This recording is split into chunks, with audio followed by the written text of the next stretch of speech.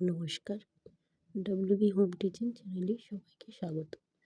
আজ আমি সপ্তম শ্রেণীর সংস্কৃতের বর্ণ পরিচয়ের অক্ষরগুলো তোমাদেরকে সহজ পদ্ধতিতে লিখে দেখাবো। সংস্কৃত বর্ণ বাংলার বাংলার বর্ণের মতোই দুই প্রকার। একটা হচ্ছে স্বরবর্ণ ও ব্যঞ্জন বর্ণ।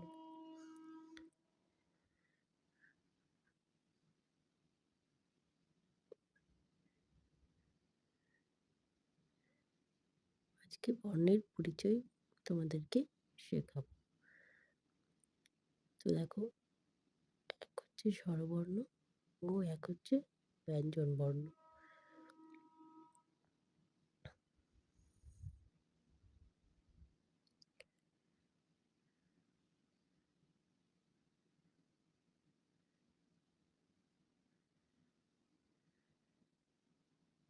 স্বরবর্ণের মধ্যে কোনগুলো থাকছে, যেমন বাংলার স্বরবর্ণের মধ্যে থাকে অ, আ, হস্য দীর্ঘ, হস্য দীর্ঘ, রে, লি, এ, ওই, ও, ও।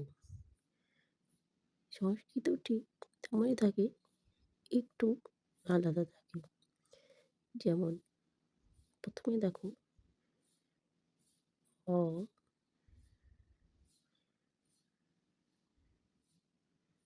আ, হস্যই দীর্ঘ।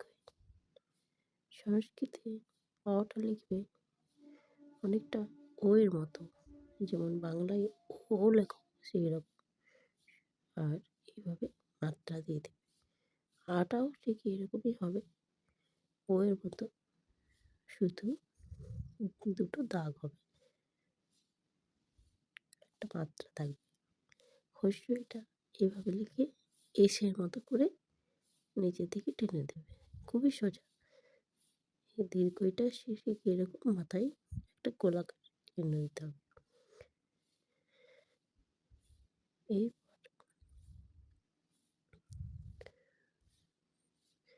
হস্য দীর্ঘ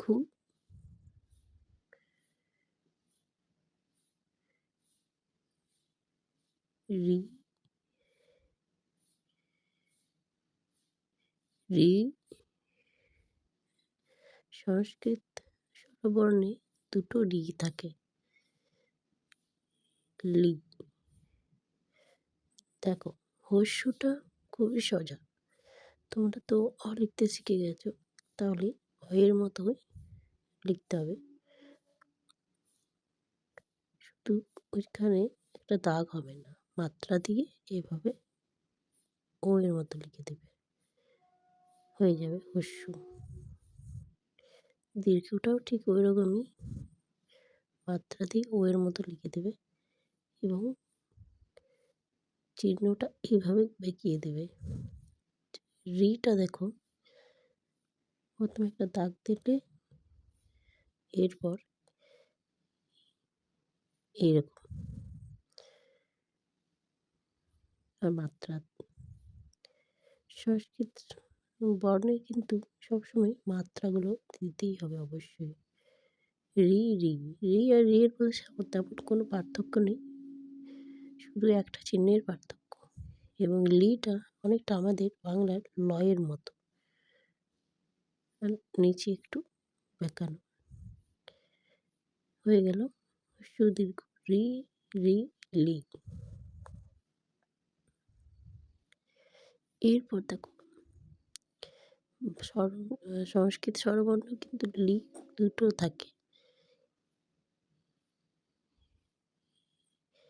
এ, ওই, ও, ও। দুটো লি যখনই লিখতে যাব, তখনই একটা লি যেমনভাবে লিখেছিলাম ঠিক ওই রকমই লিখতে হবে, শুধু নিচের চিহ্নটা দুটো দিতে হবে। দেখো, মাত্রা দেবে, তারপর লয়ের মতো আকৃতি করতে হবে, অনেকটা লয়ের মতো, নিচে দুটো চিহ্ন দিতে হবে। হ্যাঁ, এইভাবে, এটা এইভাবে লিখতে হবে, একটা এসের মতো লিখে পাশে একটা দাগ, ওইটাও এভাবেই লিখতে হবে।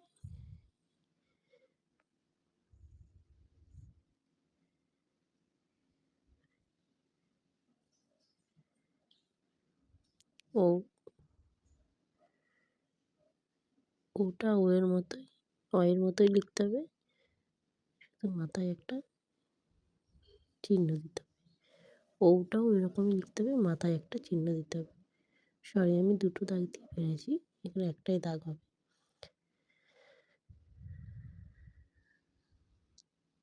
মাথায় একটা, মাথায় দুটো চিহ্ন হবে।